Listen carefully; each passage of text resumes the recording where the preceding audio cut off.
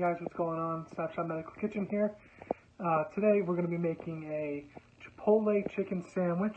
We got lean chicken meat, we got turkey bacon, and we got a lot of other veggies and good stuff on there. So it's going to be a nice, healthy sandwich that you can make at home. Pretty easy, I got a little recipe for a little dry rub, and then, just really stacking the sandwich and making it great. So good lunch, good dinner. Hope you guys enjoy it.